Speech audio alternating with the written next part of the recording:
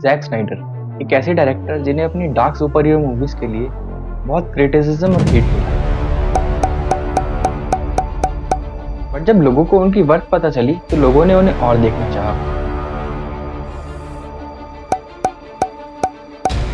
Snyder ने अपने career span में बहुत अच्छी अच्छी मूवीज दी हैं। जैक स्नाइडर की मूवीज में हमेशा एक चीज कॉमन रही है, डार्कनेस। कलर एक मेन थीम होता है उनकी मूवीज का, जो मोस्ट ऑफ द केसेस में डार्क एंड ग्रिटी होता है, बिकॉज स्नाइडर हेट्स कलर। अब यहाँ किसी भी मूवी का एग्जांपल ले सकते हैं, जैसे सुपरमैन मूवी में जो हमारा हीरो होता है उसका सिंबल ही है होप। अब होप सुनते हैं आपके माइंड में क्या आएगा? Something colourful bright picture. But यहाँ तो लाल रंग ही लाल नहीं लग रहा, पूरी मूवी एकदम डार्क कलर पैलेट को लेके चल रही है। लेकिन इसका मतलब ये नहीं कि ये देखने में बेकार लगता है, ये कुछ चीज़ों को सिम्बलाइज करता है, जैसे सीरियस है। अब ऐसी मूवी को देखते ही आपको पता चलेगा कि चीज़ें यहाँ पे बहुत सीरियस है और किसी मजाक आपको ज़्यादा देखने को नहीं मिलेगा, लेकिन कलर को रिस्पेक्ट भी दी गई है जहाँ इसकी ज़रूरत थी। For example Batman versus Superman movie में क्रिप्टोनाइट को अच्छा खासा ग्रीन दिखाया गया है। ये सिम्बलाइज करता है कि इसकी कितनी वैल्यू है और कितना ये मेजर रोल प्ले करेगा इस मूवी में। और ऐसी ही चीज़ वॉचमैन में भी देखने को मिली थी कि डॉक्टर मैनहट्टन का कलर एकदम ब्राइट ब्लू एंड ग्लोइंग था बाकी कैरेक्टर के कंपैरिजन में। अब ये चीज़ सिम्बलाइज करता है कि बाकी कैरेक्टर्स की कोई वैल्यू नहीं डॉक्टर मैनहट्टन के सामने, हायरार्की में वो कितने नीचे हैं उनके सामने। अब इस ग्रिटी एंड डार्क टोन को कॉम्प्लीमेंट देने के लिए स्नाइडर एक और चीज़ का यूज़ करते हैं, which is slow motion. But ये स्लो मोशन ऐसा नहीं होता कि हीरो की एंट्री हो रही हो और स्लो मोशन में चल के वो आ रहा है और एकदम लाउड बीजीएम बज रहा है। वैसे देखने में तो ये भी बहुत कूल लगता है, पर ये कोई वैल्यू ऐड नहीं करता है एज एन मूवी की स्टोरी है प्लॉट में। पर स्नाइडर का स्लो मोशन कुछ वैल्यू ऐड करता है मूवी में, जिससे कि सस्पेंस बने कि आखिर आगे होने क्या वाला है। अब स्लो मोशन को दिखाने के लिए स्नाइडर एक चीज़ का यूज़ करते हैं, स्पीड रैंपिंग। स्पीड रैंपिंग एक कॉम्बिनेशन होता है fast pace and slow motion के सीन का। जैसे 300 के सीन में था नॉर्मल स्पीड और स्लो मोशन में स्विचिंग।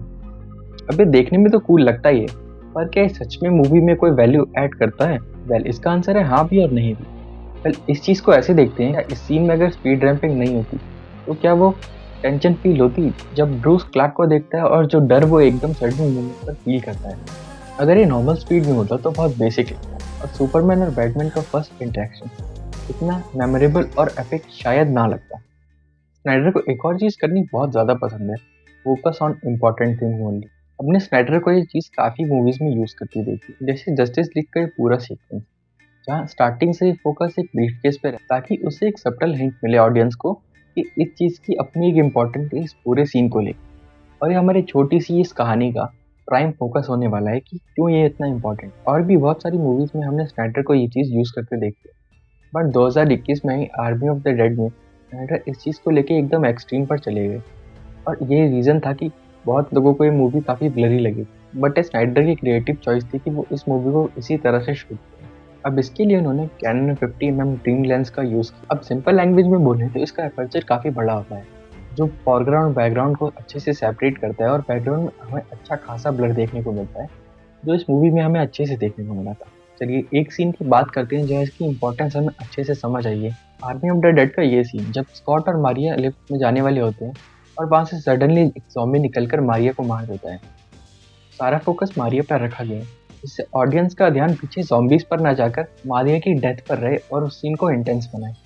अब एक और चीज़ है जो स्नाइडर को काफ़ी ज़्यादा यूज़ करना पसंद है, snap zoom in zoom out. अब इसमें एक ही सीन को zoom in and zoom out करके दिखाना, जिससे एक फील आती है अर्जेंसी और थ्रिल की, और देखने में भी ये काफ़ी एपिक और सिनेमैटिक लगता है, जैसे 300 के इस पॉपुलर सीन में किया गया है। सारा फोकस लियोनार्डस पे है और कैसे जल्दी जल्दी जूम इन और जूम आउट करके हमें दिखाया जा रहा है। एक फन फैक्ट, 3 कैमरास के कॉम्बिनेशन से शूट किया गया था और बाद में इनको क्रॉस करके एक साथ लगाया गया। मैन ऑफ स्टील में हमें ये काफ़ी देखने को मिला था, जोरिल के कोडेक्स लेने जाने वाले पूरे सीक्वेंस में कि किस तरह से उस सिचुएशन को दिखाया जा रहा है जूम इन जूम आउट करके। बैटमैन वर्सेस सुपरमैन में भी ये सीन था जब लुइस पेयर लेने के लिए जाती है और अटक जाती है, और जूम आउट करके कैसे सेंसिंग एबिलिटी दिखाई जाती है सुपरमैन। एक मूवी की एस्थेटिक्स कॉम्बिनेशन होता है कुछ चीज़ों का, जैसे direction style, colour grading, look of the movie.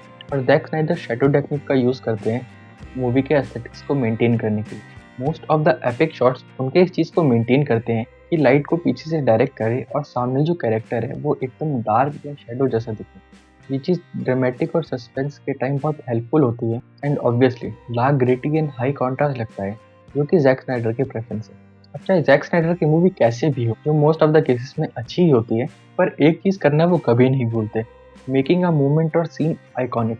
फिर चाहे 10 साल बाद पिक्चर में क्या हुआ ये लोग याद रखें ना रखें, बट उस मूवमेंट को कभी नहीं भूलते। जैसे मैन ऑफ स्टील में सुपरमैन की फर्स्ट फ्लाइट, कि जब वो पहली बार उड़ता है तो वो सीन बहुत एक आइकॉनिक सीन है और देखने में बहुत अच्छा लगता है।